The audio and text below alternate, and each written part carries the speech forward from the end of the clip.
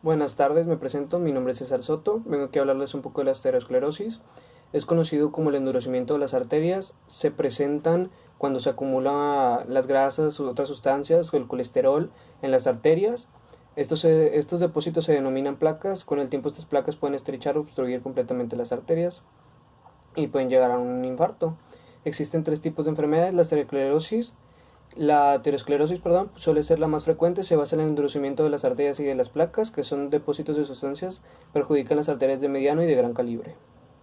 La arteriosclerosis es el endurecimiento de las arterias, que son arterias de pequeño calibre, afecta esencialmente a las capas internas y mediantes de la pared de las arteriolas. Las paredes se engruesan y se consecuencia se estrechan las areolas, dan como resultado los órganos abastecidos por las areolas afectados no reciben suficiente sangre. Los riñones suelen ser o estar afectados en esta enfermedad. La arteriosclerosis de Monkberg estropea las arterias de pequeño y de mediano calibre. El calcio se guarda en el interior de las paredes arteriales y las vuelve rígidas, aunque no estrechas.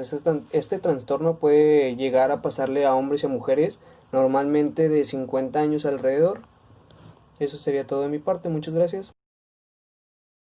Se considera como fisiopatología de esta al desarrollo de las placas ateroscleróticas que se inicia durante la lactancia. Esto quiere decir que los depósitos iniciales son estrías grasas formadas por lípidos, células musculares, lisas y macrófagos que contienen lípidos. Estas lesiones aparecen y desaparecen en las primeras etapas de la vida. Sin embargo, más adelante las alteraciones de la íntima consisten en placas fibrosas que contienen lípidos, tejidos conjuntivos, células musculares lisas, cristales de colesterol y además depósitos de calcio. Es importante mencionar que la enfermedad del músculo cardíaco derivada de la isquemia miocárdica con el transcurso de los años ha sido denominada de diferentes maneras, como lo son la cardiopatía aterosclerosa, la cardiopatía coronaria, cardiopatía, isquemia, etc. Se considera que la más acertada hasta la actualidad, por incluir todos los entes fisiopatológicos, es cardiopatía isquémica aterosclerosa coronaria. A pesar de los años que lleva en existencia, la aterosclerosa coronaria aún se desconoce su incremento en algunos países. Sin embargo, parece ser que este está ligado al alto desarrollo y prosperidad que los países afectados han alcanzado, lo cual se dice que expone a sus habitantes a la abundancia y a los factores de riesgo de esta enfermedad, que se han ido descubriendo como el transcurso de los años, como son la dislipidemia, el tabaquismo, la hipertensión arterial y el estrés. De la arteriosclerosis. Durante los últimos años se han identificado diferentes factores de riesgo para la arteriosclerosis. Estos factores ayudan a los médicos a identificar pacientes con un mayor riesgo de desarrollar una arteriosclerosis prematura. Se dividen en dos: modificables y no modificables. Los modificables entran en los siguientes como el tabaquismo, hiperlipidemia, hipertensión y diabetes. Y en los no modificables, el envejecimiento, el sexo y las anomalías genéticas. Otro ejemplo es la homocisteína. Los niveles elevados de homocisteína pueden ser causados por anomalías genéticas o adquiridas en las enzimas que participan en el metabolismo de la homocisteína o deficiencias de ácido fólico, vitamina B6 o vitamina B12. Estos están asociados con factores de riesgo de enfermedades cardiovasculares como el colesterol elevado y particularmente el fumar, hipertensión y difusión renal. En la siguiente tabla están las siguientes causas de la hiperhomocisteinemia, como las siguientes dos son ejemplos: deficiencias de las vitaminas antes mencionadas, deficiencias enzimáticas y mutaciones genéticas, entre otras. Otro ejemplo es el fibrinógeno, que fue relacionado por primera vez con enfermedades cardiovasculares en 1950, cuando fue encontrado en niveles altos en pacientes con arteriopatía coronaria. Desde entonces, varios estudios han demostrado que el fibrinógeno es fuertemente relacionado con eventos cardiovasculares, paros cardíacos y arteriosclerosis coronaria. Hay diferentes factores que incrementan y disminuyen los niveles de fibrinógeno, como los siguientes que voy a mencionar, que es el fumar, el diabetes, la menopausia, la edad, la epidemia, hipertensión, el ejercicio, consumir omega 3, derivados del ácido fíbrico, entre otros.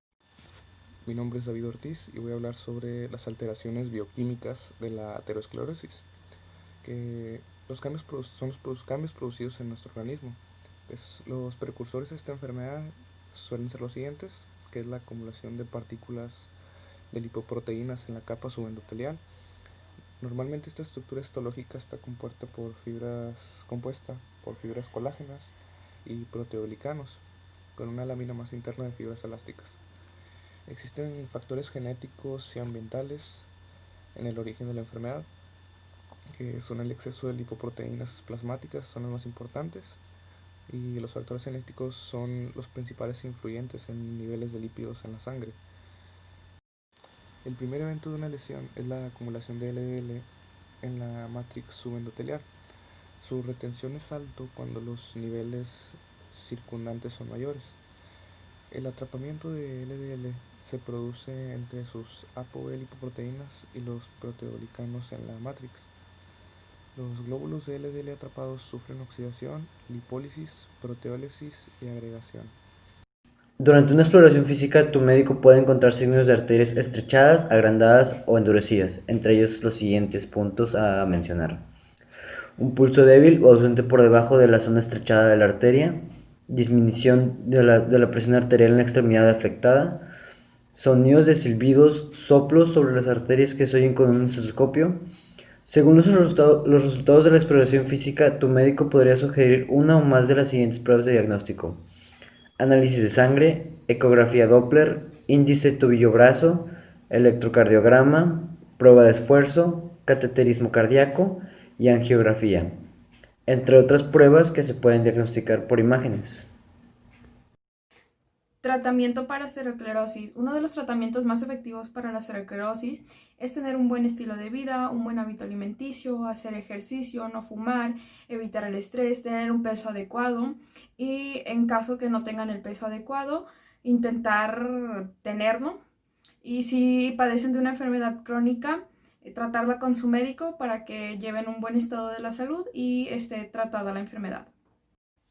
En la actualidad existen muchos medicamentos como tratamiento hacia los efectos de la aterosclerosis, tales como los medicamentos para el colesterol, los medicamentos antiplaquetarios, los medicamentos beta bloqueantes, los inhibidores de la enzima convertidora de la angiotensina, los bloqueantes de calcio y los diuréticos. Entre otros se pueden ver como los medicamentos en específico que un doctor puede dar, tales como para el dolor de piernas si se hace ejercicio o etcétera. Tratamiento mediante procedimientos quirúrgicos para la aterosclerosis. A veces se necesita un tratamiento más agresivo para tratar la aterosclerosis si se tiene síntomas graves o una obstrucción que amenaza la supervivencia del tejido muscular o cutáneo. Algunos procedimientos quirúrgicos para la aterosclerosis pueden ser la angioplastía y colocación de stents, la enderectomía, la terapia fibrinolítica y cirugía bypass. Y como conclusión tenemos que la aterosclerosis es una enfermedad sistémica lentamente progresiva, afecta a diferentes territorios y tiene distintas formas de presentación. Tiene una misma patogenia y unos mismos factores de riesgo, una misma aproximación diagnóstica y tratamientos similares para ella.